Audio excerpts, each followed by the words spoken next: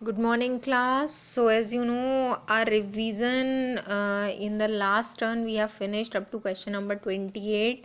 Light chapter हमारा चल रहा था रिवीजन में और 28 क्वेश्चन नंबर तक फिनिश हो चुका था. तो अब हमारे पास एक लास्ट चैप्टर बचा है रिवीजन के लिए and that is the chapter human eye and the colourful world. और उस चैप्टर में रिवीजन करते वक्त I will tell you this also कि कौन से क्वेश्चंस ऐसे हैं जिनमें थोड़ा कन्फ्यूज़न है, मीन्स वो डिलीटेड पोर्शन में है एक्चुअली या फिर नहीं है, या एग्ज़ाम में उनसे क्वेश्चन आ सकता है या नहीं, क्योंकि अभी आप बहुत कन्फ्यूज़न में हैं. आपके पास अभी सैम्पल पेपर्स अवेलेबल नहीं है या फिर जो अवेलेबल हैं वो भी डाउटफुल हैं. तो इस बार के एग्ज़ाम के बारे में हमें बहुत सी चीज़ों का ध्यान रखना है, क्योंकि ऐसा ना हो कि आपने कोई चीज़ नहीं पढ़ी है and that will come in board exam.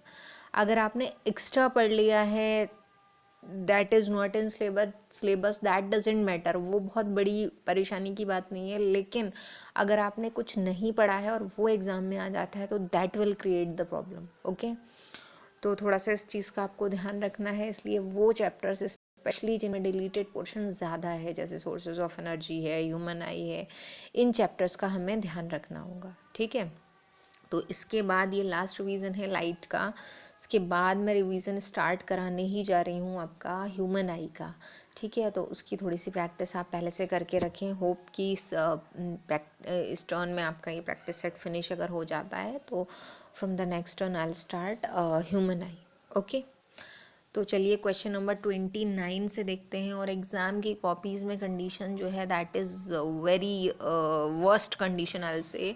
कुछ बच्चों ने तो अच्छा किया है बट कुछ बच्चों ने कुछ भी नहीं किया है. स्टार्टिंग से लेके अब तक आपको बताया जा चुका है कि पैटर्न चेंज हो गया है, कि स्टडी बेस्ड क्वेश्चन भी है, एजर्शन रीज़न भी हैं, और आपकी जो प्रैक्टिस है that is not so good. बस एवरेज किया है आपने या वो भी बिलो एवरेज है. तो practice your work very properly. जो रिवीजन वीडियोस हैं लास्ट चैप्टर्स की वो भी अवेलेबल हैं आपके लिए, वो भी देख सकते हैं. तो take care of this thing. Now starting from question number 29. तो देखिए 29 क्वेश्चन में दे रखा है what is the difference between a convex lens and a concave lens. Convex और कॉनकेव लेंस के बीच में क्या डिफरेंस है. ओके, तो ये डिफरेंस आपको पता है, आप लिख चुके हैं. एग्ज़ाम में भी ऐसा वाला क्वेश्चन रिपीट बहुत होता है, 2012 में भी आ चुका है ये. कॉनकेव और कॉन्वेक्स लेंस आई थिंक कि मैंने ये इसी एग्ज़ाम में दिया भी था. तो कैसे लिखना है, तो सबसे मोस्ट इम्पॉर्टेंट चीज़ कि किसी भी क्वेश्चन का आंसर कैसे लिखना है ये बहुत मैटर करता है. तो जब भी डिफरेंस आता है तो आपको हमेशा टेबुलर फॉर्म में लिखना होता है. इस साइड में आ जाएगा आपका कॉन्वेक्स और इस साइड में आ जाएगा आपका कॉनकेव. ओके, तो जब भी डिफरेंस लिखा जाएगा तो very important, very take care of this thing very carefully कि आपको हमेशा टेबुलर फॉर्म में लिखना है. ओके, तो इसमें आपको जैसे अगर ये क्वेश्चन 3 मार्क्स का है, क्योंकि ये शॉर्ट आंसर टाइप क्वेश्चन हैं, तो अगर ये 3 मार्क्स का है तो कम से कम दोनों साइड में आपको 3 पॉइंट्स लिखने हैं. शॉर्ट भले ही 2 मार्क्स में आ रहा हो तब भी ध्यान रखिएगा कि एटलीस्ट 3 पॉइंट्स आप लिखें दोनों में. तो 3 पॉइंट्स में कौन कौन से पॉइंट्स आते हैं कॉन्वेक्स और कॉनकेव के डिफरेंस में. तो एक तो पता है कि आप उसके जो है वो स्ट्रक्चर से लिख सकते हैं कि कैसा स्ट्रक्चर होता है, और या फिर आप बता सकते हैं उनके नाम से कि convex lens is also called converging lens, concave lens is also called diverging lens. Structure से कैसे बता सकते हैं कि जो कॉनकेव लेंस होता है that is thick in the middle and thin at the edges, और जो आपका कॉनकेव लेंस होता है वो thin in the middle and thick at the edges. Structure तो आपने देखा होगा अगर आपको आइडेंटिफाई करना आता है. और तीसरा जो आप पॉइंट लिखेंगे that may be from the image formation, कि जो वैक्स लेंस है वो रियल और वर्चुअल दोनों तरह की इमेज बना सकता है, जबकि कॉनकेव लेंस है जो है that will form only the virtual images. Okay, तो ये 3 पॉइंट्स बहुत कॉमन वाले 3 पॉइंट्स हैं. बेटर होगा कि आप आंसर में यही लिखें और ध्यान रखें कि कैसे आंसर लिखना है, क्योंकि इस बार बहुत प्रॉब्लम्स आई. आंसर अगर ठीक था तो आंसर लिखने का मेथड ठीक नहीं था, वे करेक्ट नहीं था जिस तरह से आंसर लिखना था, डायग्राम्स को प्रॉपरली नहीं बनाया गया है. तो take care of these things. फिर देखिए 30 नंबर क्वेश्चन है, study the ray diagram given below and answer the following questions. तो ये एक रे डायग्राम दे रखा है, कौन सी सिचुएशन का है, क्लियर है इसमें। कॉन्वेक्स लेंस दे रखा है, उसके सामने जो ऑब्जेक्ट है वो कहाँ पर प्लेस्ड है, फोकस पर। ऑब्जेक्ट की पोजीशन जो है ए बी कहाँ है, वो F1 पर दिखा रखा है। टू रेज इससे जा रही हैं और डायग्राम कहाँ पर बन रहा है, किस जगह पे बन रहा है, तो आप ये 2F2 है, यानी कि बियॉन्ड सी डायग्राम दिखा रखा है। तो state the type of lens used in the figure. Type of lens, किस टाइप का लेंस है, तो टाइप ऑफ लेंस में आप लेंस का नाम अगर कॉन्वेक्स लेंस लिख देंगे तो that will not be the good answer. Type of lens का मतलब कि उसका नेचर कैसा है, तो क्योंकि वो रेस को कन्वर्ज कर रहा है तो उसका सही नाम क्या होगा, कन्वर्जिंग लेंस। ओके, तो टाइप ऑफ लेंस में आप लिखेंगे it is a converging lens. दूसरा, list two properties of the image form. तो आप देख रहे हैं जो इमेज फॉर्म हुई है, यहाँ थोड़ा सा ध्यान ये रखिएगा कि ऑब्जेक्ट अगर फोकस पर होता है तो इमेज जो फॉर्म होती है that is on the infinity पर इमेज फॉर्म होगी। लेकिन यहाँ पर हो सकता है डायग्राम में थोड़ी मिस्टेक हो, ऑब्जेक्ट एक्चुअली जो है वो फोकस पर ना होकर आप क्या करिएगा कि 2F1 और F1 के बीच में दिखाइएगा, तब डायग्राम सही होगा। ठीक है, क्योंकि इस सिचुएशन को वही फॉलो कर रहा है। ऑब्जेक्ट थोड़ा सा F1 से पीछे की तरफ शिफ्टेड है, इसलिए इमेज जो है वो बियॉन्ड 2F2 बन रही है। तो इमेज की दो प्रॉपर्टीज़ बतानी है, यानी कि नेचर ऑफ द इमेज बताना है। तो इमेज कैसी बन रही है, तो आप देख रहे हैं इमेज रियल इन्वर्टेड है। और दूसरी प्रॉपर्टी ये होगी कि इमेज इज़ बियॉन्ड 2F2, और एक प्रॉपर्टी ये लिख सकते हैं कि image is bigger than object. Okay, तो 3 प्रॉपर्टीज़ मैंने बता दी, इसमें 2 ही लिखनी है। और थर्ड है इन विच पोजीशन। तो पोजीशन को आप चाहे तो वहाँ से स्किप कर दें, वो पोजीशन क्या आंसर यहाँ पर लिख दें। तो पोजीशन क्या है, object images form beyond 2F2। Okay, अच्छा, पोजीशन के साथ में एक और पार्ट एडेड है, in which position of the object will the magnification be -1। ये पूछा है कि ऑब्जेक्ट की किस पोजीशन के लिए मैग्निफिकेशन -1 होगा। तो आपको पता है कि लेंस के लिए जो मैग्निफिकेशन का फॉर्मूला होता है वो फॉर्मूला जो है वो होगा V/U। ओके, तो -1 किस कंडीशन में होगा, तो आपको पता है कि U तो ऑलरेडी माइनस में ही आता है, तो V -1 के लिए V जो है वो पॉजिटिव होना चाहिए। तो पॉजिटिव का मतलब जो इमेज है वो कहाँ फॉर्म हो रही हो, राइट साइड में। तो इमेज राइट साइड में फॉर्म हो रही हो और इमेज डिस्टेंस और ऑब्जेक्ट डिस्टेंस इक्वल होना चाहिए। या फिर आप बता सकते हैं, अगर आप ये वाला फॉर्मूला लगा रहे हैं H2/H1 का, तो इमेज और ऑब्जेक्ट का जो साइज़ है वो सेम होना चाहिए, तब जो है वो मैग्निफिकेशन -1 आएगा। ओके, तो सेम डिस्टेंस या फिर सेम साइज़, दोनों में से कुछ भी लिख सकते हैं आप। तो सैम्पल पेपर 2012 और 13 का क्वेश्चन है। फिर आते हैं नेक्स्ट पर, ये है क्वेश्चन नंबर 31। तो draw ray diagrams to describe the nature, position and relative size of the image formed. तो आपको रे डायग्राम्स यहाँ ड्रॉ करने हैं, ऑलरेडी आपकी नोटबुक में है। क्या डिस्क्राइब करने के लिए, nature, position and relative size of the image formed. Cases आपको दे रखे हैं। फर्स्ट केस है आपका convex lens for the object when it is placed at 2F1। तो आपको पता है कि ऑब्जेक्ट अगर 2F1 का मतलब C पर प्लेस्ड है, जिसको आप सेंटर ऑफ कर्वेचर बोलते थे ना मिरर के केस में, तो इस तरह का होगा डायग्राम कि ये F1 हो गया, ये 2F1 हो गया। तो यहाँ पर अगर ऑब्जेक्ट प्लेस्ड है तो इससे जाने वाली जो रेज होंगी इधर F2 और इधर 2F2। तो कहाँ पर डायग्राम बनाएंगी, तो ये जो डायग्राम बनाएंगी दैट इज़ बिटवीन, इन दोनों के बीच में बनेगा F2 और 2F2, जैसे हम बोलते थे between C and F।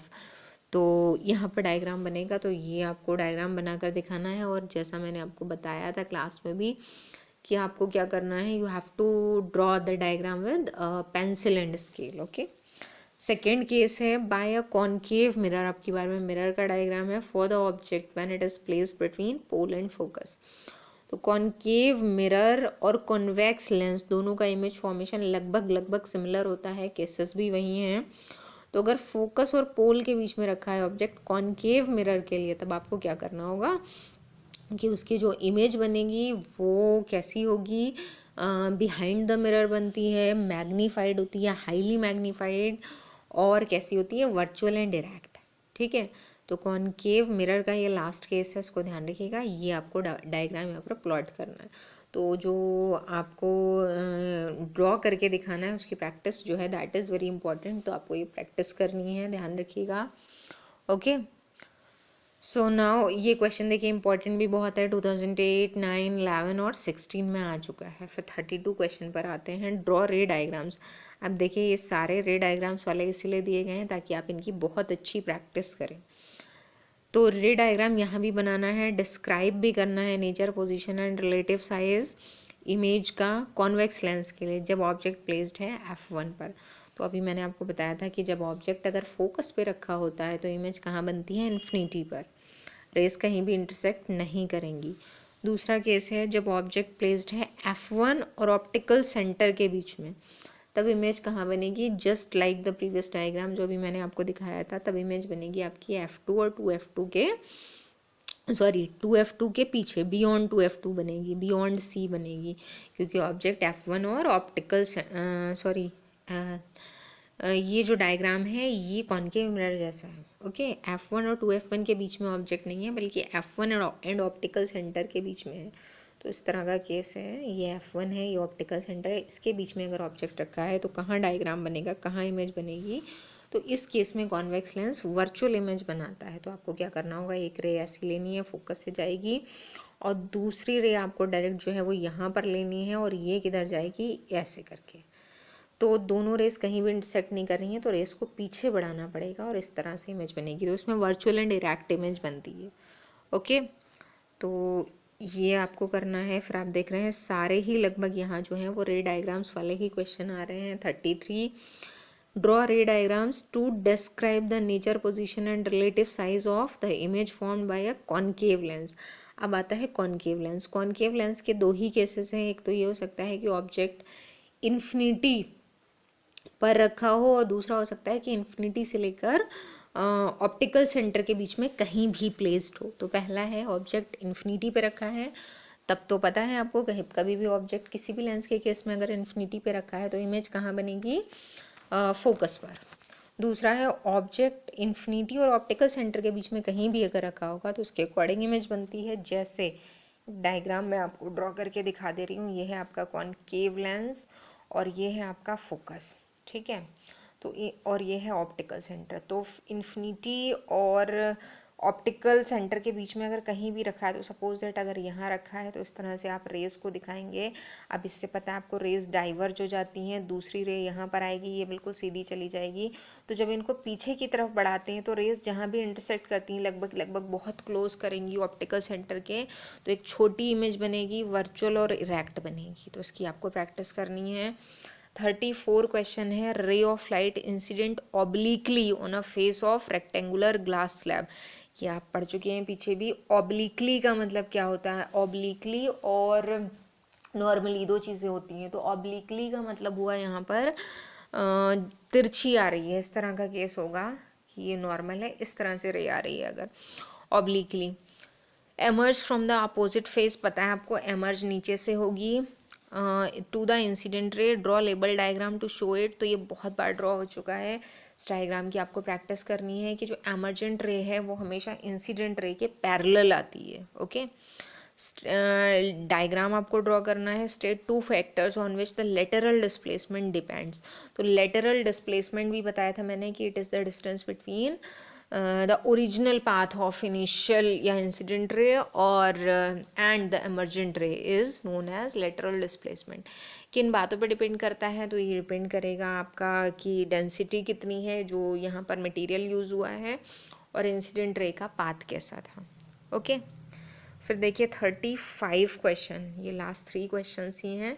35 question में है, convex lens is placed in contact with a concave lens so that the power of the combination is positive. अगर कॉन्वेक्स और कॉन्केव दोनों को साथ में रख दिया तो जो रिजल्टेंट पावर है वो पॉजिटिव है। तो name the type of lens. तो पावर अगर पॉजिटिव है तो आपको पता है कि फोकल लेंथ भी पॉजिटिव होगी, और फोकल लेंथ जो है वो किसकी पॉजिटिव होती है, तो जो कॉन्वेक्स लेंस या कॉन्वेक्स मिरर है दोनों की फोकल लेंथ या फोकस पॉजिटिव होता है। ठीक है, तो याद रखिएगा कि ये कौन सा लेंस बन जाता है, ये पूछा है। कॉम्बिनेशन किस लेंस की तरह बिहेव कर रहा है, तो आपका आंसर होगा कॉन्वेक्स लेंस। ओके। 36 है, an object is placed at the following distances from a convex lens of focal length 15 centimetre. इतनी डिस्टेंसेस पे है क्वेश्चन, एक बार रिपीट हो भी चुका है कि विच position of the object will produce an image of the same size. तो सेम साइज़ की इमेज कहाँ बनती है, तो आपको पता है सेंटर ऑफ कर्वेचर या 2f1 पर बनती है। तो 15 का डबल 30, तो 30 सेंटीमीटर जो है, 15 अगर फोकल लेंथ है तो 30 क्या होगा, सेंटर ऑफ कर्वेचर। तो यहाँ पर ऑब्जेक्ट रखा होगा तो सेम साइज़ की इमेज बनेगी। फिर मैं दिखा दे रही हूँ आपको 37 क्वेश्चन। लेंस एक्स की फोकल लेंथ 20 है, लेंस वाई की फोकल लेंथ 40 है। Which lens would you select to obtain a more convergent beam. तो कन्वर्ज आपको ज़्यादा कराना है, तो याद रखिएगा जब ज़्यादा कन्वर्ज कराना है